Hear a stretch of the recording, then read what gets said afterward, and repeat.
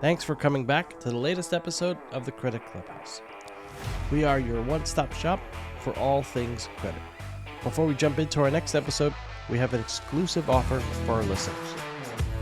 If you're interested in attending any of our conferences throughout the year, we have a great deal for you. Just head to www.dealcatalyst.io, pick the event you want to attend, and enter the promo code CREDIT at checkout. This will give you 10% off any ticket to any conference. As always, don't forget to follow the show, rate us, and leave a review. We encourage your feedback. It'll help us make these episodes a better listen for you. And now, on to our next episode. Welcome back to the latest installment of the Credit Clubhouse. As always, I'm your host, Todd Anderson, Head of Content and Programming at Deal Catalyst. So we are close to the end of the year. And I think first I'd like to just say thank you for those who put us in your feeds, commented, rate, reviewed. When starting this effort, you never know where it's going to go. And I think the reception thus far has been quite positive from the broader Deal Catalyst community and those, who have, dedicated at least some time to the show, and really appreciate that. We have a lot more fun stuff planned in 2026 and beyond, hopefully.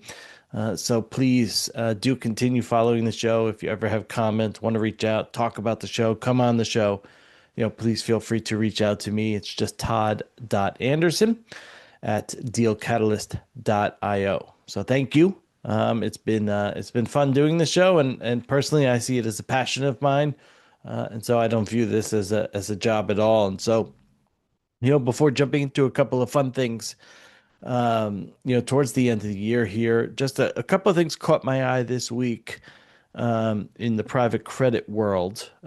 First is Apollo, after Mark Rowan put out that op-ed last week about 4 myths in private credit. They dropped a 120 plus page presentation on kind of defining private credit, and at least from the Apollo point of view, which I think is interesting, as we're starting to hear, a lot of continued noise and concern about the market. You have Apollo, doing in somewhat of a PR effort to put at least a positive light on the overall market. And I think, Dan Peterzak at KKR, similar in the sense that, when he was on Bloomberg's Credit Crunch podcast this week, he had talked about some of the, overblown nature of the commentary on private credit, given that a lot of the fundamentals are quite strong. And so there is some sensationalism around the market overall, but the fundamentals are strong.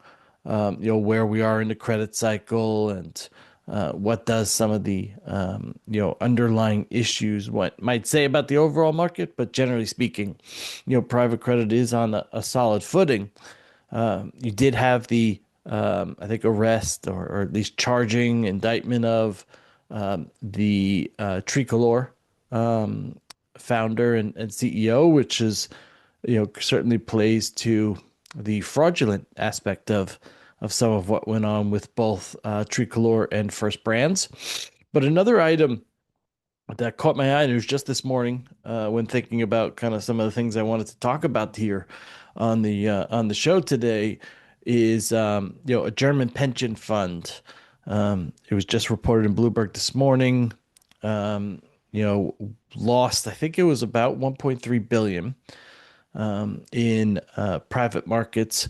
They specifically reference ratings, which now brings up the other kind of underlying issue in private credit around valuations, and certainly will bring further scrutiny to the market. I mean, you had the Bank of England a couple of weeks ago say they're going to do stress tests, which will come out in a couple of years.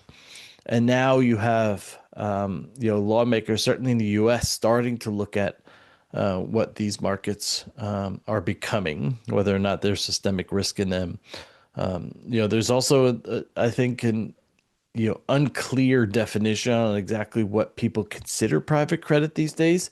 And we'll have an episode in the coming weeks that kind of dovetails into some of that stuff, and what is private credit from one firm to the next, and how that differs. But seeing a pension fund have to incur losses of upwards of 1 billion plus is certainly not good for. And this is beyond just private credit; it's more of the private markets. So that was not, not something good to see as we get towards the last couple of weeks here. But I'd say overall, while private credit has hit some bumps, I mean, you're still seeing hundreds and hundreds, if not billions, raised in the space. I mean, I think Mubdala, I saw a piece dedicating, I think, another 500 million. This one more on the real estate side. And you also had Deerpath, a middle market direct lender, raise 3.5 billion in a new fund, private credit focused fund. So you're seeing, while it does have issues, it certainly is not slowing down the fundraising side of things. And so the demand for private credit is still quite strong, even if there are, some bumps in the road that clearly the market, has been hitting the last couple of months. But, we still have a couple more guests that will come your way before the year is out. Excited about those. A little fund finance and a little, ABF related, guests that will be coming up. But a couple other things I wanted to do here before, the end of the year, and certainly to, my favorite time of year, which is Christmas time or holiday season, for those that don't celebrate Christmas. So I wanted to put together my top 10 of Christmas movies. And so I actually have three, I guess it's top 13, considering that there's three honorable mentions, but three honorable mentions before I get into the list in reverse order and ultimately leading up to number one. So you have Frosty, the Snowman, and Rudolph the Red-Nosed Reindeer, both made in the mid to late 1960s. My kids still watch both. They used to be afraid of the abominable snowman, but no more now that they're a bit older. And then the other honorable mention, which almost made it in, very, very close, was Four Christmases with Vince Vaughn and Reese Witherspoon. So those obviously are three classics, but just missed my top 10, cut. So in reverse order, starting at number 10, is Polar Express, Tom Hanks movie, and the young boy taking a train up to the North Pole, and some lessons, certainly for the kids in that one, and the belief in Santa Claus beyond just a person, certainly believing in a Christmas magic. Number 9, a classic, another 1960s, which is Charlie Brown's Christmas. Gotta love Charlie Brown Thanksgiving. That leads into Charlie Brown's Christmas. How the Grinch Stole Christmas at number 8. Now you can go with the 60s version. You can go with the early 2000s, Jim Carrey. You can also go with, I think it was 2018, Benedict Cumberbatch did a cartoon version, which I actually liked a great deal with the kids. So number 8, How the Grinch Stole Christmas. Number 7, this is probably my most controversial pick on the list, Love Actually. I was actually thinking it might go up, not to play on the pun there, actually. But I was close to moving it up because it is a bit of a favorite for me, but I think others would probably disagree, my wife included. Then It's a Wonderful Life is next on the list. A Christmas Story, a classic there. Christmas Story and the Red Ryder BB gun. And now I get to my top 4. The Holiday with Cameron Diaz, Jack Black, Kate Winslet. It's a classic movie. Now it's less about Christmas and more about taking a holiday, but obviously it coincides with the holiday season. Jude Law in it as well. Number 3, I think, is one that everyone would agree with should probably be in the top 3, and that is Elf with Will Ferrell. Number two, I mean, I guess you could put movie one and movie two together as like a conglomerate to make them number two, and that's the Home Alone. Only Home Alone's one and two, not three and four. My son watched three and four, and I'm not sure why those movies even exist. But Home Alone one and two are number two, and then drum roll, please. We get to National Lampoon's Christmas Vacation as number one. And so I watch it pretty close to daily during the holiday season, mostly late at night as I'm going to bed. There is no greater Christmas movie than National Lampoon's Christmas Vacation. My dad loved it, who he's no longer here with us, but I love it. The kids like it. Once we hit Thanksgiving all the way through to New Year's, we watch it pretty regularly. I watch it almost on a daily basis. So, there's nothing better than Christmas movies, Christmas season, holiday season.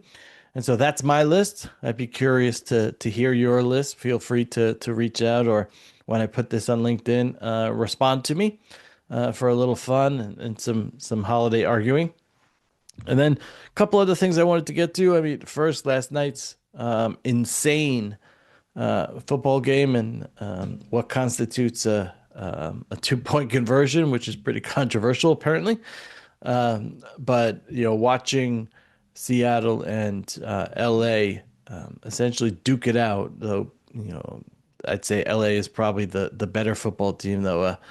The way that game ended kind of leaves them in a little bit of a lurch as they head towards the last couple of the weeks of the season. But I think it was interesting to see Sam Darnold not fully fold, which was what we were all expecting, with 6 interceptions and no touchdown passes up until that point this year against the Rams. And you got a punt return, some luck with a 2 point conversion, and then a third straight 2 point conversion in overtime to give Seattle a huge, huge win, and now they're in the driver's seat for the number one seed in the NFC. I think the NFL, has just been unbelievable how much they've clearly dominated the sports landscape. I mean, once you hit late August all the way through to basically President's Day, it's NFL, NFL, NFL. College does do well, and we'll get to college in a minute here.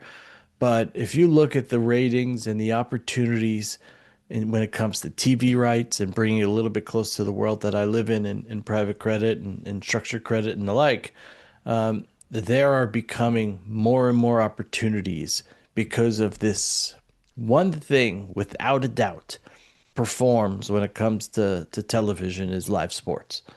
In particular, the NFL. There's many others that do quite well, but I mean, the NFL set records on Thanksgiving. It was basically almost 60 million people watched the Cowboys and the Chiefs. I mean, that's a half of a Super Bowl rating on a late November, middle of the season game.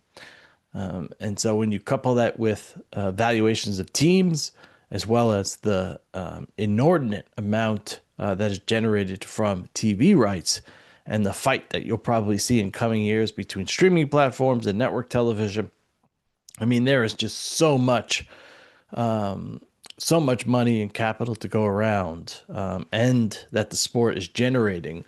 And now they're starting to expand internationally. But then going into the last 3 weeks of the season, you see me with my Bills sweatshirt on. I'm hopeful, though scared, because every time I watch the Bills, it takes years off my life.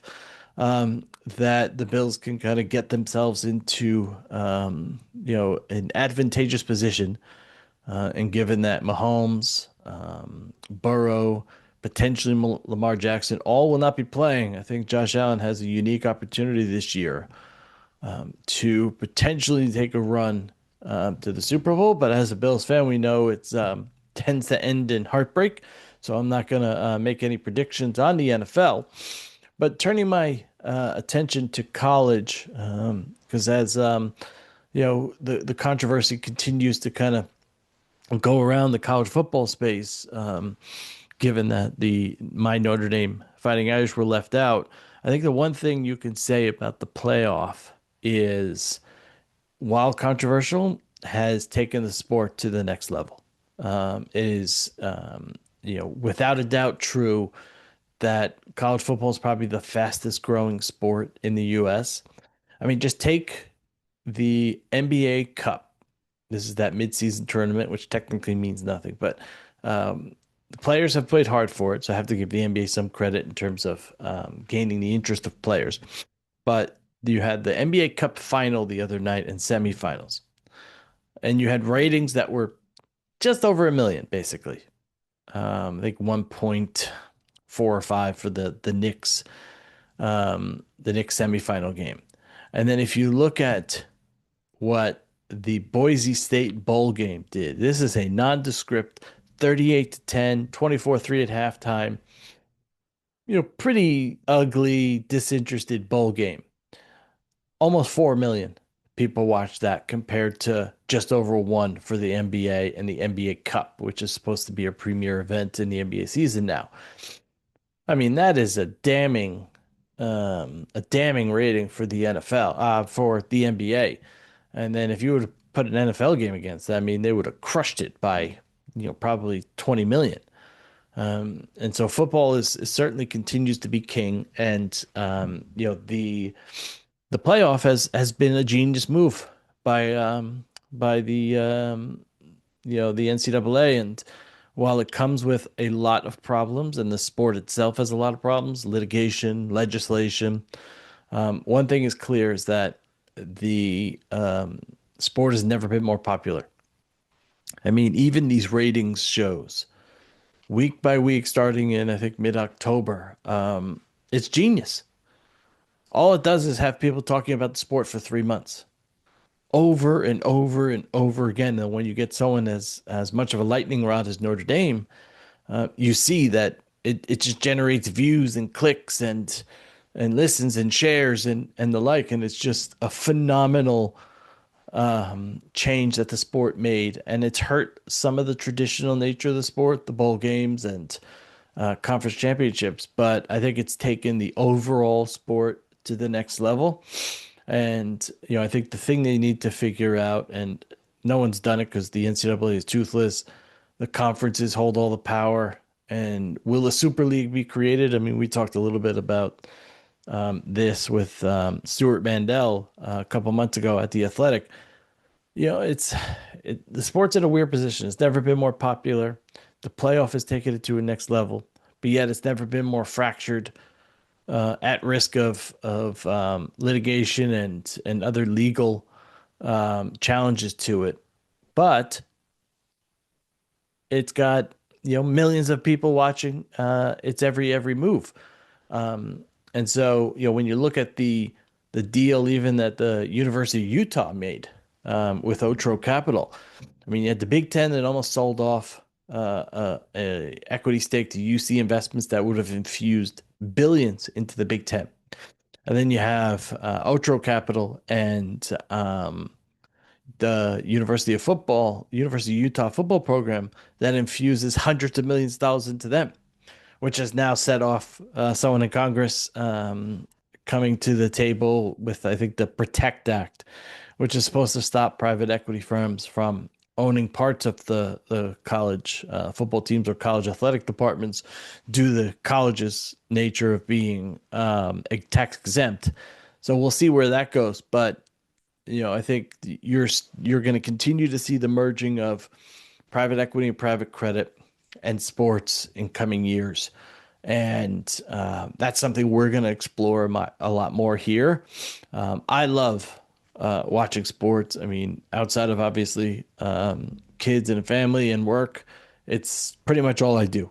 And so to talk a little bit about that here with you, I think is fun for me.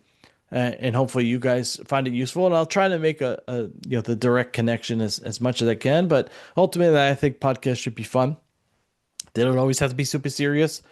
And so I think you'll see more of that as we get into the new year, as I've kind of teed up in previous shows. But just looking at the college football field and the playoff field in particular, I mean, I think you could look at it as kind of 3/4 tiers. You have on the top tier, which is to me the three clear best teams, at least at this moment, in my opinion, is Georgia 1, Ohio State 2, and Oregon 3. Next, I think Indiana and Texas A&M are on that kind of second tier. Then everybody else is kind of bunched together. And then the final two, which is Tulane and James Madison, either if either of those teams win a game, it would be extraordinary. I think, they probably both won't even be competitive. Tulane, I give a better shot at doing that, but I think it lends itself to some good football games, which kick off tonight. I'm recording this Friday, December 19th, with Alabama, Oklahoma, which should be a bit of a snooze fest if their previous game tells us anything. But I think you're gonna find Georgia and at least in my opinion, Georgia, Oregon as your final, with the Bulldogs winning again.